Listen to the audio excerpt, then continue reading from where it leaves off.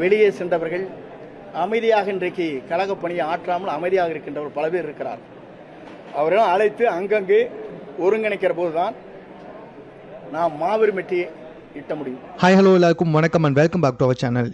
அஇஅதிமுகவுக்கு இன்னைக்கு ஒரு மிகப்பெரிய இடி விழுந்த நாள் அப்படின்னே சொல்லலாம். அதாவது செங்கோட்டையன் அவர்கள் பத்திரிகையாளர்களை ஒன்று சேர்த்து ஒரு விஷயத்தை ரொம்ப விடாப்படியாக போட்டு உடைச்சிருக்காரு. எடப்பாடி பழனிசாமி அவர்களுக்கு எச்சரிக்கையுமே கொடுத்திருக்காரு. அதாவது 10 நாள் கெடு கொடுக்குறேன், அதுக்குள்ள அஇஅதிமுகவிலிருந்து பிரிஞ்சு போன எல்லாரையுமே ஒன்று சேர்க்கணும் அப்படின்னு எடப்பாடி பழனிசாமி எச்சரிச்சிருக்காரு.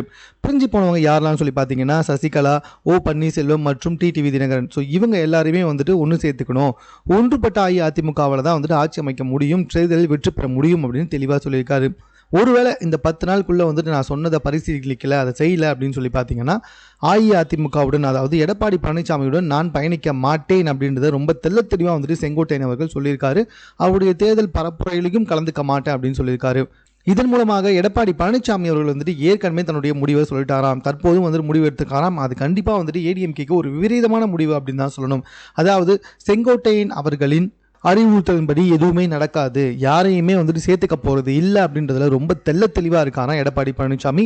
உங்கள் எல்லாருக்கும் ரொம்ப நல்லாவே தெரியும், ஒருவேளை சசிகலா, ஓ பன்னீர்செல்வம், டிடிவி தினகரன் இவங்க எல்லாருமே மறுபடியும் அஇஅதிமுகவில் எடப்பாடி பழனிசாமி அவர்கள் சேர்த்திருப்பதன் மூலமாக சசிகலா அவர்கள் தான் முன்னிலை நிறுத்தப்படுவார். அதாவது சசிகலா அவர்கள் தான் பொதுச் செயலாளராக நியமிக்கப்படுவார். அவர் தான் முதலமைச்சர் வேட்பாளராக செய்யப்படுவார். ஸோ இந்த காரணத்தினால தன்னுடைய இடத்தை எந்த இடத்துலையுமே விட்டு கொடுக்க கூடாது அப்படின்னு எடப்பாடி பழனிசாமி அவர்கள் தற்போது இந்த முடிவை எடுத்திருக்காராம்.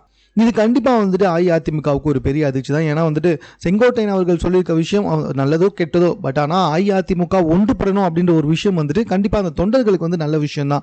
ஸோ அப்படி இருக்கும்பொழுது இந்த விஷயத்தை எடப்பாடி பழனிசாமி அவர்கள் ஏற்றுக்கனா அது ஏடிஎம்கேக்கு ஒரு மிகப்பெரிய பின்னடைவை கொடுக்கும், அது கண்டிப்பாக ஒரு விபரீத முடிவு தான் இருக்கும் அப்படின்ற மாதிரி அஇஅதிமுக தொண்டர்களே சொல்லி வந்துகிட்டு இருக்காங்க. ஸோ நாளுக்கு நாள் தமிழகத்துடைய அரசியல் களம் மாறிக்கிட்டே வந்துகிட்டு இருக்கு. இது சம்பந்தமாக உங்கள் கருத்து என்ன?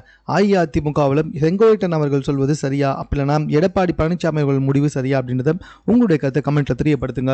மேலும் இது போன்ற செய்திகளை உடனுக்குடன் தெரிந்து கொள்வதற்கு சென்னை சேனலை சப்ஸ்கிரைப் பண்ணுங்க.